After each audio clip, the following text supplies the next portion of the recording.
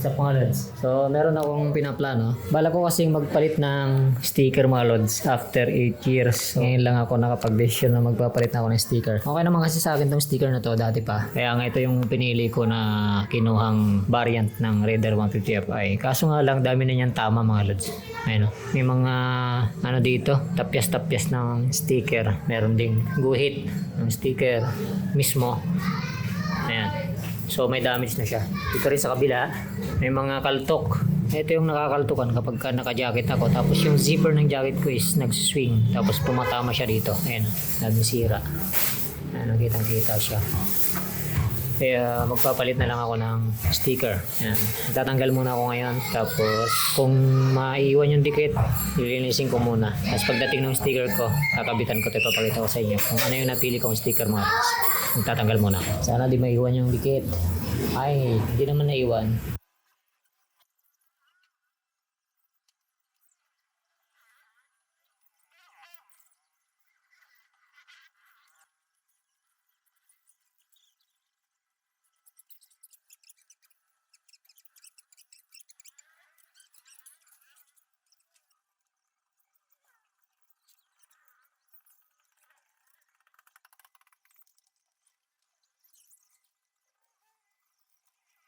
May mga naiwang konti ayun na, sa dikit ng sticker. Meron akong gagamitin dyan para matanggal yan. Ito yan. So, sticker remover to ng, ng Kobe. Marami yan. Nabibili sa online shop. Yan. Sa kabila natapos ko na. Dito sa side na to. Napunasan ko na yan. Hindi ko na masyadong nirekta yung sticker remover kasi nga hindi naman ganun karami yung natitirang sticker eh. Konti-konti lang. Dito sa part na to talagang matte to eh. Matte black. Ganito kasi yung kulay ng Titan talaga. Hindi talaga siya totally glossy dito sa leg shield. Dito sa likod lang yung glossy talaga. Ayan. Makikita naman yung diferensya. Dito sa leg shield. Yung pinagtanggalan ng sticker, matte black talaga siya. Ayan. Tatanggalin ko na lang yung mga natitirang sticker gamit to. Sticker remover. Konting hilamos lang yan. Tanggal na rin yung mga sticker niyan.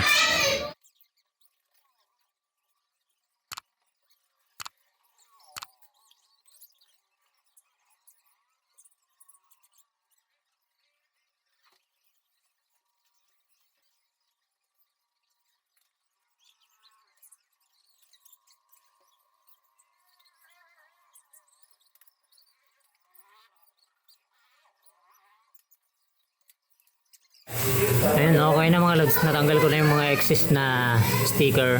Pati yung nandun sa Araro kasi meron ako nilagay doon dati. Alright, so ito yung gagamitin kong sticker mga lods. Galing to ng Vietnam, no? Hindi to Indo. Try ko lang kasi to. Natry ko lang kung okay siya. Bale, ang napili kong design is yung parang pang MotoGP ng Suzuki. Tapos, mayroon siyang touch na kulay blue. Pero, konti lang yung blue niya mga lods. Diba, nakakaliper ako ng kulay blue na RCB. Kaya, gusto kong subukan to. Yung may touch ng blue. Ano. Hindi talaga siya pang Indo na sticker mga lods. Nagustuhan ko lang kasi ano siya, parang pang MotoGP yung sticker Suzuki. First impression, okay naman yung sticker. Mukhang makapal naman. Hindi siya mukhang mumurahin. Pero nasa ano to, nasa 500 plus to. Actually meron din ganito na design sa Indonesia, kaso mahal siya kasi para siyang ano eh, parang SGP yun na sticker. O, di ba? Chapsoy yung ano natin, sticker. Pero, pag hindi ko nagustuhan to, magta-try ako ng ano talaga, pang Indo talaga na sticker. Ito lang inuna kong i-try. Mukhang okay naman eh. Alright mga lads. So, tatry ko nang ilagay yung aking sticker na bago. Nahugasan ko na rin tong kabilang side. Ito muna yung unahin ko sa kaliwa.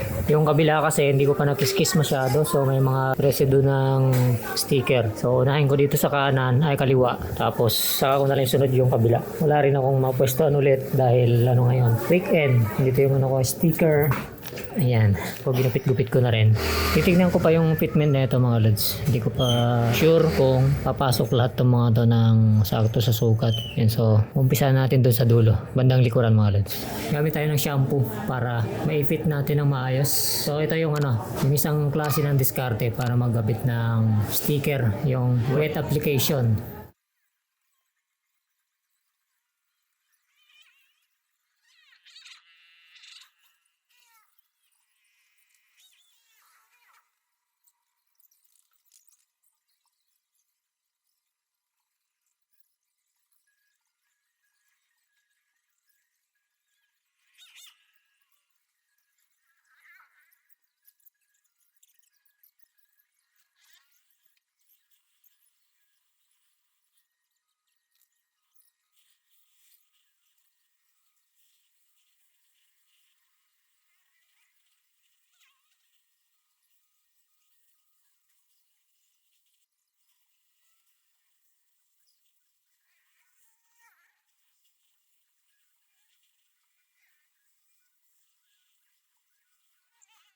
Ayan, so yan yung bang likuran mga lods. Dito naman tayo. Alam ko dito yung medyo mahirap sa part na to. Kasi hindi ko pa alam kung sukat yung nandito.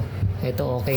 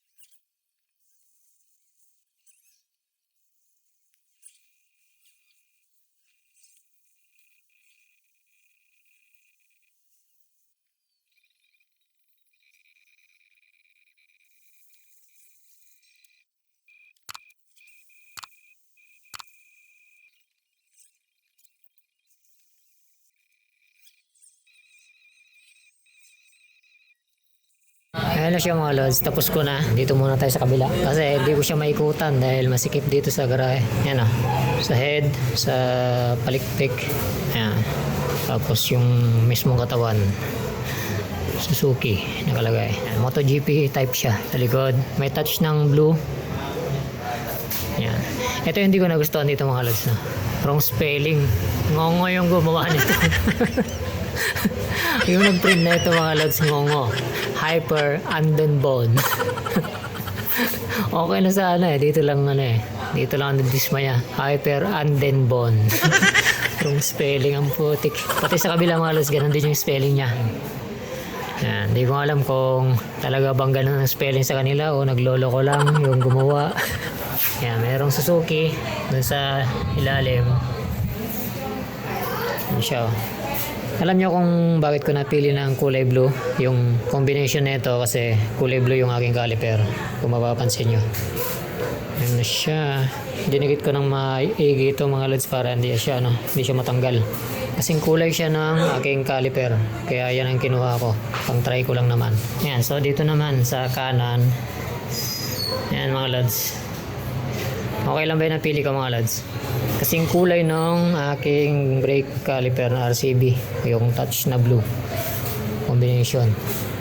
Kaya yan ang napili ko mga lods. Sa camera litaw yung kulay blue niya. Matagal ko nang gustong magpalit ng ganyang decals, yung Suzuki yung nakalagay. So ngayon na-try ko na siya. Okay naman. Actually mga lods, madali lang magkabit ng decals kung wet process yung gagawin mo. Kaysa yung magkakabit ka ng hindi basa ng shampoo. Mas mas prone sa kulubot yung ganun. Okay naman. Nagustuhan ko naman mga lods. Maghanap na lang ako ng iba pang decals kung sakali. Pero ko muna to. Enjoyin ko muna tong decals na to. Tapos may issue pala mga lods dito banda. Kasi hindi siya sakto. May sobra dito. At saka mahirap siyang ipwesto rito. Kumbaga ipit siyang ganun. Dapat nakabuka ng konti para maiayos. Yun lang naman yung na-encounter kong issue.